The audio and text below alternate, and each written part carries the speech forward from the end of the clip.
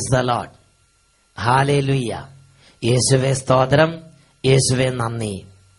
അഭിഷേകാഗ്നി വചന ശുശ്രൂഷകളിലേക്ക് നാഥനും കർത്താവുമായ യേശു രാജാവിന്റെ നാമത്തിൽ നിങ്ങൾക്കേവർക്കും സ്വാഗതം.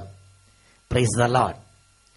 ഇന്ന് നമ്മൾ ചിന്തിക്കുന്ന വിഷയം യെശയ്യായുടെ പുസ്തകം 40 അധ്യായം 29 തിരുലിഖിതം. തളർന്നവന് അവിടുന്ന് ശക്തി പകരുന്നു, ദുർബലന് അവിടുന്ന് ബലം പകരുകയും ചെയ്യുന്നു. Price the Lord. ഒരു നിമിഷം നമുക്ക് പ്രാർത്ഥിക്കാം. വചന ശുശ്രൂഷകളിൽ വിശ്വാസത്തോടെ പങ്കുചേരുന്ന ദൈവമക്കളുടെ കുടുംബങ്ങളിൽ വലിയ അത്ഭുതങ്ങളും അടയാളങ്ങളും സംഭവിക്കുന്നത് ആയിരക്കണക്കിന് ദൈവമക്കളുടെ സാക്ഷ്യങ്ങളിൽ നിന്ന് അച്ഛൻ മനസ്സിലാക്കിയിട്ടുള്ള സംഗതിയാണ്. ഇത് ഒരു കുടുംബത്തിന് അനുഭവം നിങ്ങളുടെ ശ്രദ്ധയിലേക്ക് കൊണ്ടുവരാം. ഷാലോം ടിവിയിലെ അഭിഷേകാഗ്നി കണ്ടുകൊണ്ടിരുന്നപ്പോൾ കിട്ടിയ ഒരു അനുഗ്രഹമാണ് സാക്ഷ്യപ്പെടുത്തുന്നത്. എന്റെ പേര് ത്രേസ്യാമ്മ, സ്ഥലം കുറവലങ്ങാട്. ഞങ്ങളുടെ വീട്ടിൽ കപ്പ, ചേമ്പ് തുടങ്ങിയവ നട്ടിരുന്നു. കപ്പയിൽ ചെറിയ കിഴങ്ങുണ്ടാകാൻ തുടങ്ങുമ്പോൾ തന്നെ എലിശല്യം ഉണ്ടാകും. ഒരു ദിവസം തന്നെ 3-4 ചുവട് കപ്പ എലി തിന്നുമറിക്കും. എലിക്കെണികളും അടിച്ചിലും മറ്റ് രക്ഷാ സംവിധാനങ്ങളും ഞങ്ങൾ ഒരുക്കിയെങ്കിലും ഒറ്റ എലി പോലും ആ കെണിയിൽ വീണില്ല. ഒരു ഞായറാഴ്ച അഭിഷേകാഗ്നി പ്രോഗ്രാം കണ്ടുകൊണ്ടിരുന്നപ്പോൾ എലിശല്യം നീങ്ങിപ്പോയതായി ഒരു സഹോദരി സാക്ഷ്യപ്പെടുത്തുന്നത് ഞങ്ങളെ ശ്രദ്ധയിൽപ്പെട്ടു. അത് കേട്ടപ്പോൾ ഞങ്ങളുടെ ഉള്ളിൽ വിശ്വാസം ഉണ്ടായി. ഞങ്ങളും ഏക മനസ്സോടെ പ്രാർത്ഥിച്ചു, കർത്താവേ, ഞങ്ങളുടെ കോമ്പൗണ്ടിൽ നിന്ന് എലികളെയും കീടങ്ങളെയും ആട്ടിപ്പായിക്കണമേ. പിറ്റേ ദിവസം മുതൽ ഒറ്റ കപ്പക്കിഴങ്ങ് പോലും എലി തിന്നില്ല. ഞങ്ങളുടെ പറമ്പിൽ നിന്ന് എലികളും മറ്റ് ക്ഷുദ്രകീടങ്ങളുടെ ശല്യങ്ങളും വിട്ടൊഴിഞ്ഞു പോയി. പിന്നെ ഇന്ന് വരെ എലി ശല്യം ഞങ്ങളുടെ പറമ്പിൽ ഉണ്ടായിട്ടില്ല. നാട്ടിൽ തൊട്ടടുത്ത് മറ്റ് വീടുകളിലൊന്നും കപ്പയോ ചേമ്പോ കൃഷികളോ ഇല്ലാത്തതുകൊണ്ട് സാധാരണ ഞങ്ങളുടെ പറമ്പിലാണ് എല്ലാ എലികളും വന്ന് കൂട്ടം കൂടിയിരുന്നത്. എന്നാൽ ഇപ്പോൾ ഒറ്റ എലിയുടെ ശല്യം പോലും ഞങ്ങളുടെ പറമ്പിൽ ഇല്ല. ഇത്ര വലിയൊരു അനുഗ്രഹം തന്ന കർത്താവിന് കോടാനുകൂടി നന്ദി പറയുന്നു. Thresiamma Joseph, Kuravilangad. Praise the Lord. Hallelujah. പ്രിയപ്പെട്ട സഹോദരൻ, നോക്കുക, ഒരു വ്യക്തി അവരുടെ ജീവിതത്തിലുണ്ടായ അനുഭവം സാക്ഷ്യം പറയുന്നത് കേട്ടപ്പോൾ ഇവരുടെ ഹൃദയത്തിൽ വിശ്വാസം ജനിച്ചു. ഇവരും പ്രാർത്ഥിച്ചു. കുടുംബങ്ങളിൽ നിന്ന് തിന്മകൾ വിട്ടൊഴിഞ്ഞു പോയി. ഈ നിമിഷങ്ങളിൽ ഈ വചനങ്ങൾ കേട്ടുകൊണ്ടിരിക്കുന്ന എല്ലാ ദൈവമക്കളും കണ്ണുകളടച്ച് വിശ്വാസത്തോടെ യേശു കർത്താവിനെ ആരാധിക്കട്ടെ. ഓ ദൈവമേ, അവിടുത്തെ ഉന്നത ശക്തി ഇപ്പോൾ വ്യാപരിക്കട്ടെ. യെശയ്യാ 40:15 അവിടുന്ന് പഠിപ്പിച്ചു, ജനതകൾ അവിടത്തേക്ക് തൊട്ടിയിൽ ഒരു തുള്ളി വെള്ളം പോലെയും വെള്ളിക്കോലിൽ ഒരു പൊടി പോലെയും ആകുന്നല്ലോ.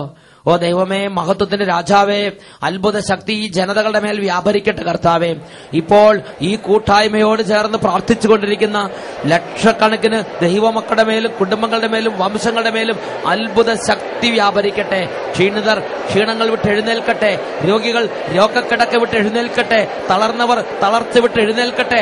കർത്താവിന്റെ നാമത്തിൽ അത്ഭുതങ്ങൾ ഈ നിമിഷങ്ങളിൽ കുടുംബങ്ങളിൽ സംഭവിക്കട്ടെ. Hallelujah, hallelujah.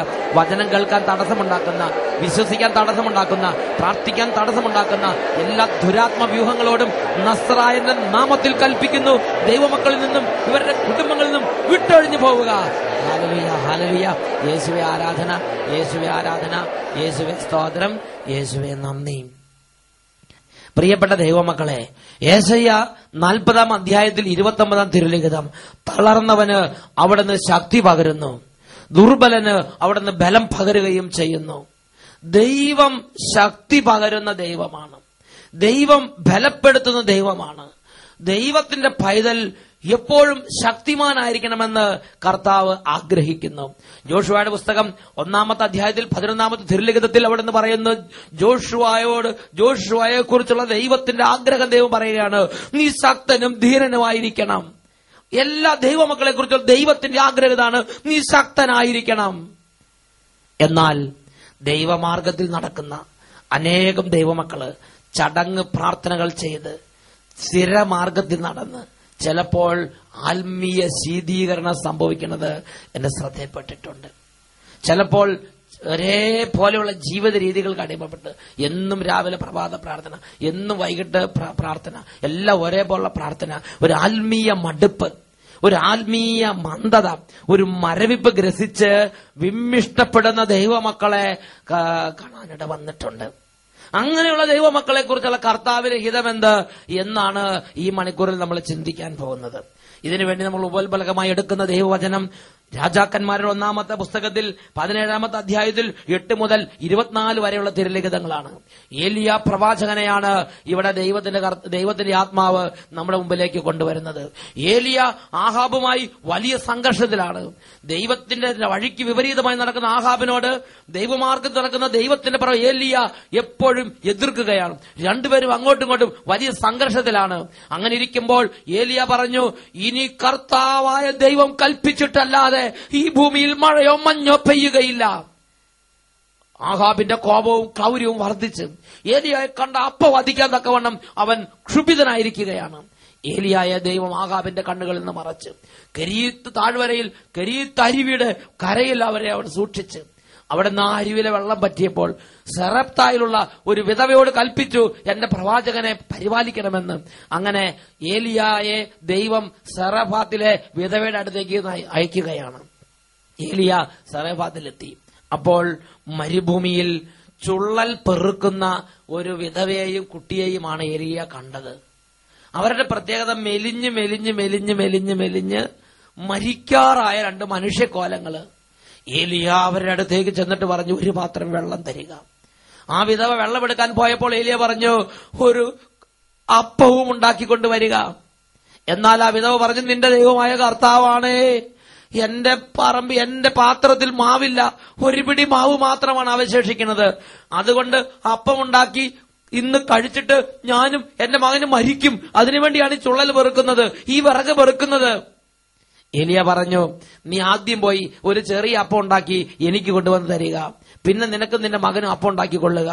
ദൈവമായ കർത്താവ് അരുളി ചെയ്യുന്നു, ഭൂമിയിൽ മഴ പെയ്യുന്നതുവരെ ഇനി നിന്റെ കലത്തിലെ മാവ് തീർന്നു പോവുകയില്ല, നിന്റെ കലത്തിലെ എണ്ണ വറ്റുകയുമില്ല. ആ വിധവ ഏലിയ പറഞ്ഞതുപോലെ ചെയ്തു. ആ വിധവയുടെ ഭവനത്തിൽ സമൃദ്ധി ഉണ്ടായി. ആ കലത്തിലെ മാവ് തീർന്നു പോയില്ല, ആ ഭരണിയിലെ എണ്ണ വറ്റിയുമില്ല. വലിയ സമൃദ്ധിയിൽ ക്ഷാമകാലത്ത് ദൈവം ഏലിയ ആ വിധവയെയും കുടുംബത്തെയും പരിപാലിച്ചു, സമൃദ്ധിയുടെ കുടുംബമാക്കി. അങ്ങനെ ആ ഭവനത്തിലാണ് ഏലിയ താമസിക്കുന്നത്. വിധവയ്ക്ക് ഏലിയയെ കുറിച്ച് വലിയ മതിപ്പാണ്. ദൈവത്തിന്റെ പുരുഷൻ, ദൈവത്തിന്റെ ആള്. വിധവ ഏലിയായ്ക്ക് സമയാസമയത്ത് ഭക്ഷണം ഉണ്ടാക്കി. ഏലിയായെ ദൈവത്തെ പോലെ പരിചരിച്ച് ആ ഭവനത്തിൽ സ്വീകരിച്ചിരിക്കുകയാണ്. ഏലിയ ഭവനത്തിന്റെ മുകളിലത്തെ മുറിയിലാണ് താമസിക്കുന്നത്. ഏലിയ അവിടെ ദിനരാത്രങ്ങൾ ചെലവഴിച്ച്, പ്രിയപ്പെട്ട സഹോദരങ്ങളെ, ദിവസങ്ങൾ കഴിയും തോറും ഏലിയായ്ക്ക് പ്രത്യേകിച്ച് ഡ്യൂട്ടിയൊന്നുമില്ല, പ്രത്യേകിച്ച് ദൗത്യങ്ങളൊന്നുമില്ല.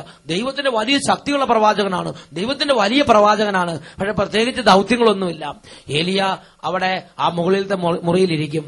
ആ ജനലും വാതിലൊക്കെ തുറന്നിടും, പുറത്തേക്ക് നോക്കി കാഴ്ചകൾ കണ്ടിരിക്കും, പതിവ് പ്രാർത്ഥനകളൊക്കെ ചൊല്ലും. അങ്ങനെ പതുക്കെ പതുക്കെ അവൻ ആത്മീയ ആലസ്യത്തിലേക്ക് വീണു. അവന്റെ ആത്മീയ മരവിപ്പ് അവനെ ഗ്രസിച്ചു തുടങ്ങി. അവൻ ആത്മീയമായ ഒരു ശീതീകരണത്തിലേക്ക് പോയി. സഭാപ്രസംഗന്റെ പുസ്തകം 10-ാം അധ്യായം 18-ാമത്തെ വാക്യം ദൈവത്തിന്റെ വചനം പഠിപ്പിക്കുന്നു, ഉടമസ്ഥൻ അശ്രദ്ധനായാൽ മേൽക്കൂര ഇടിഞ്ഞു വീഴും, അവൻ അലസനായാൽ പുര ചോരും. ആത്മീയ അലസത, ആത്മീയ ആലസ്യം ഇതാ ഏലിയായെ പിടികൂടിയിരിക്കുകയാണ്. ഇത് ദൈവം കണ്ടു. അവന്റെ ചടങ്ങ് പ്രാർത്ഥന, അവന്റെ പതിവ് പ്രാർത്ഥന, അവന്റെ പതിവ് രീതികൾ, പുതിയതായിട്ടൊന്നുമില്ല. അങ്ങനെ അവൻ നിന്ന് ആത്മീയ ആലസ്യത്തിലിരിക്കുകയാണ്, പ്രത്യേകിച്ച് ദൗത്യങ്ങളില്ല. അങ്ങനെ ഇരിക്കുമ്പോ ദൈവം ഇടപെട്ടു. ഇതാ വിധവയുടെ മകൻ രോഗിയായി. വിധവയുടെ മകന്റെ രോഗം ഓരോ ദിവസം മൂർച്ഛിച്ചുകൊണ്ടിരുന്നു. തീർച്ചയായും ആ വീട്ടിൽ താമസിക്കുന്ന ഒരു ദൈവപുരുഷൻ നിലയിൽ ഈ രോഗിയോട് അലിവ് തോന്നി എലീഷ പ്രാർത്ഥിച്ചിട്ടുണ്ടാവും. കർത്താവെ രക്ഷിക്കണേ, കർത്താവെ സുഖപ്പെടുത്തണേ, കർത്താവെ കരുണ തോന്നണേ. ഒരു സാധാരണ പ്രാർത്ഥന. ഇപ്പൊ പണ്ടത്തെ പോലെ എരിവില്ല, ഇപ്പൊ പണ്ടത്തെ പോലെ ഒരു ജ്വലനയില്ല, പണ്ടത്തെ പോലെ ശക്തി തോന്നുന്നില്ല.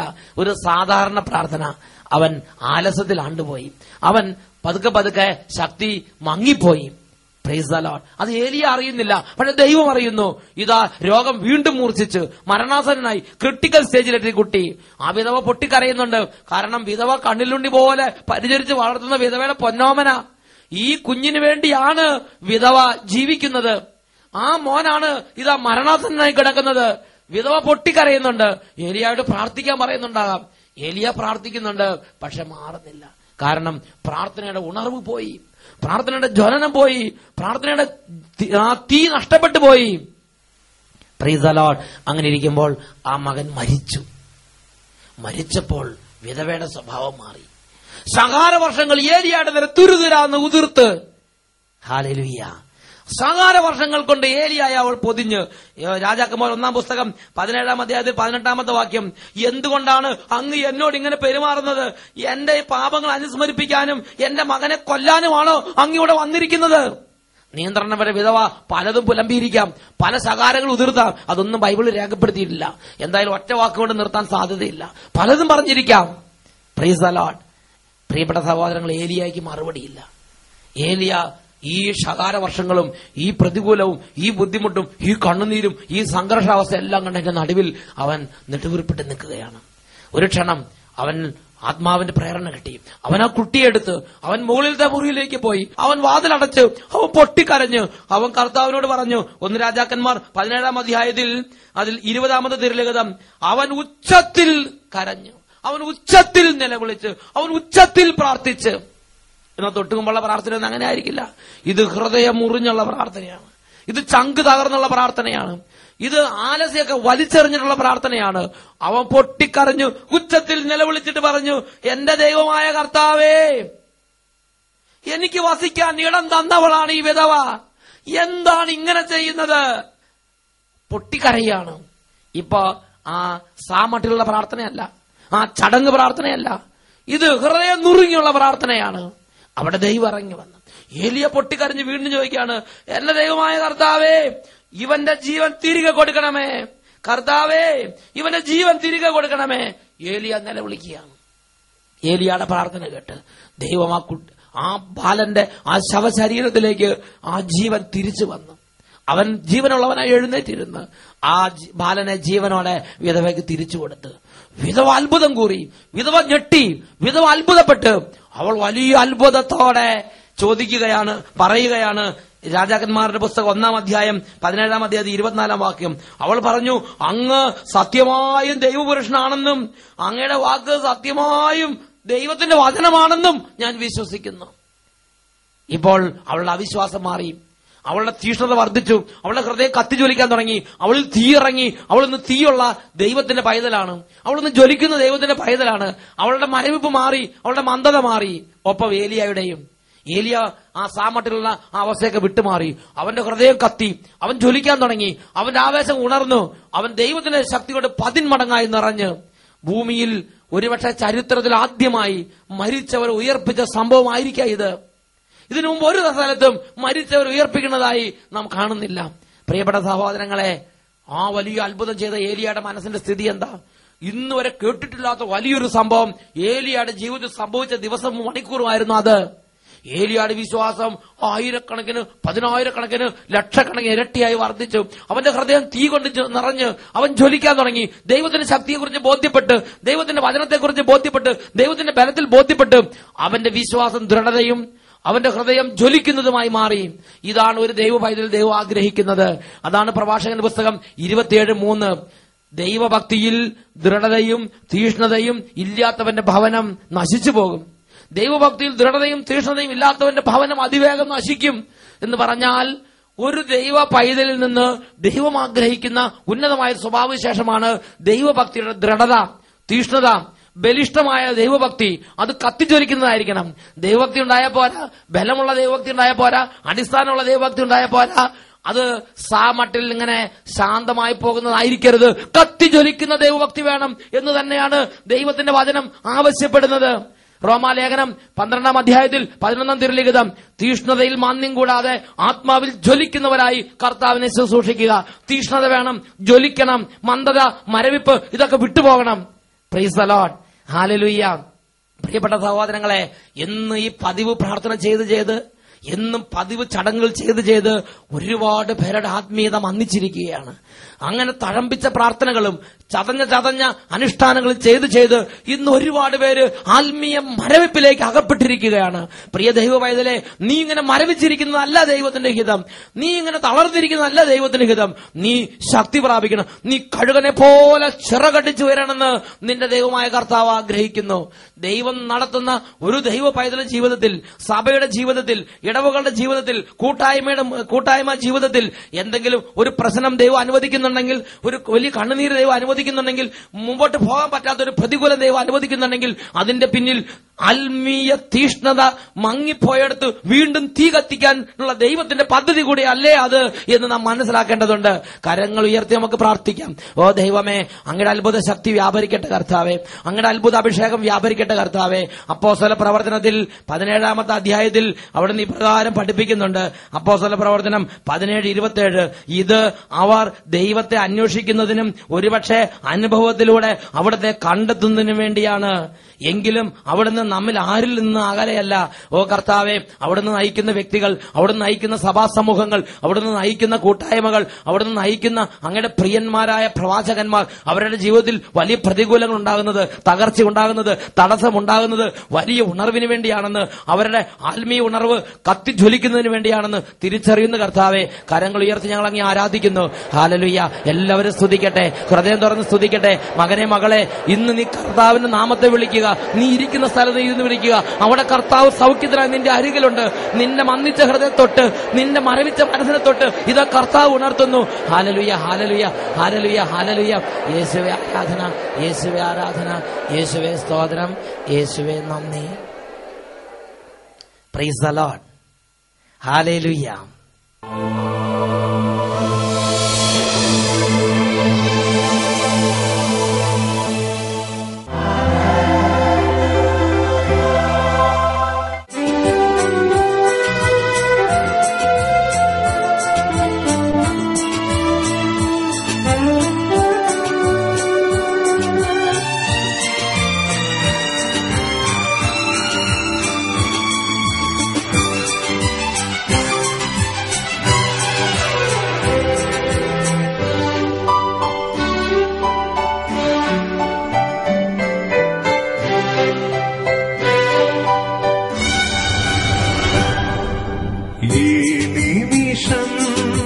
സ്വർഗീയ നിമിഷം, മാലാഖമാർ ചേരും നിമിഷം. ഈ നിമിഷം സ്വർഗീയ നിമിഷം, മാലാഖമാർ ചേരും നിമിഷം. ആരാധ്യനാഥൻ അണയുന്ന നേരം, അനുഗ്രഹദായക നിമിഷം. ആരാധ്യനാഥൻ അണയുന്ന നേരം, അനുഗ്രഹദായക നിമിഷം. ആരാധനാ സ്തുതി യേശുവേ, ആരാധനാ സ്തുതി യേശുവേ, ആരാധനാ സ്തുതി യേശുവേ, ആരാധനാ സ്തുതി യേശുവേ.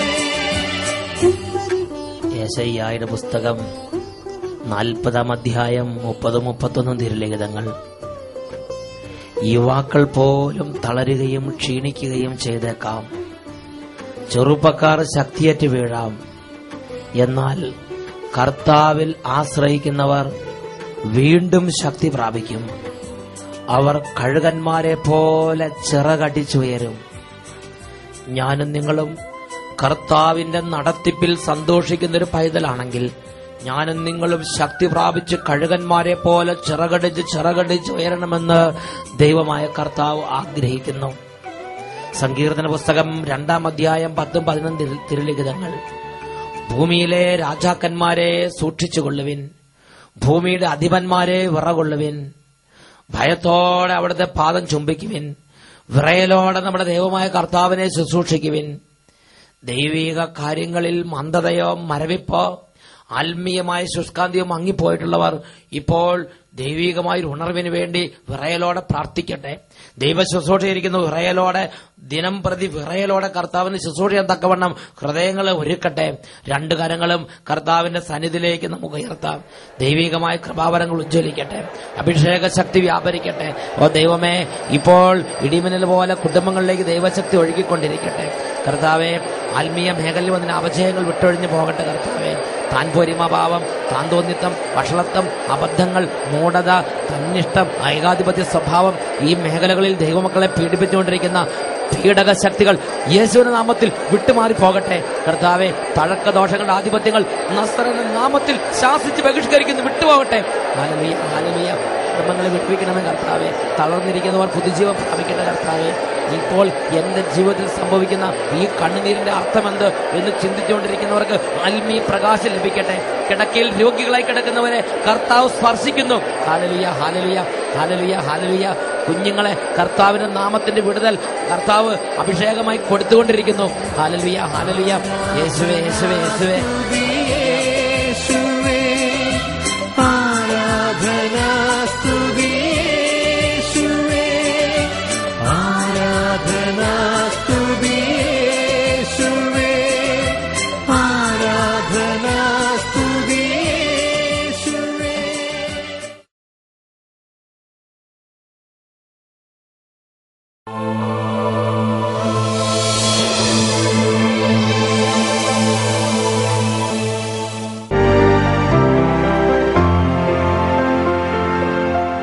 എന്റെ വീട് ചാലക്കുടി, താമസിക്കുന്നത് കോഴിക്കോട്.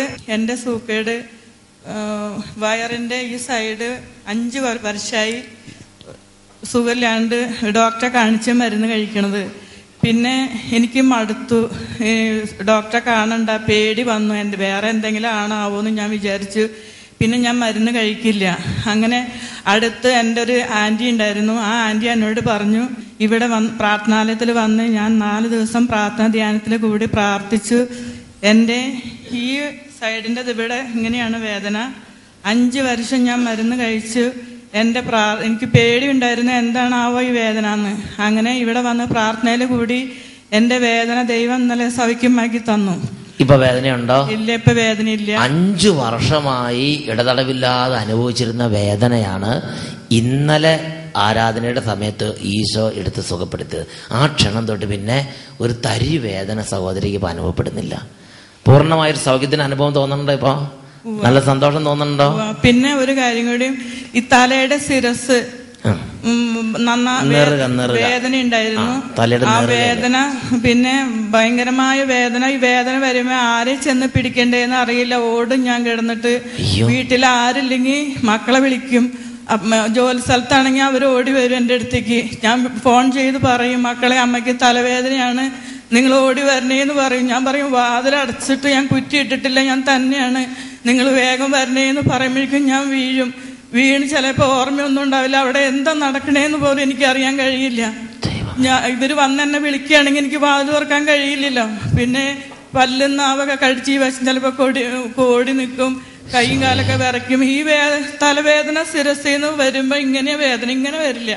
ഈ വേദന ഇങ്ങോട്ട് വരുമ്പോ എവിടേക്കാ ഓടണ്ടേ? ബസിന്റെ ഉള്ളിലേക്ക് ഓടണോ? ആൾക്കാരെ ചെന്ന് പിടിക്കണോ? ആ നേരത്തെ എന്താ തോന്നാന്ന് അറിയില്ല.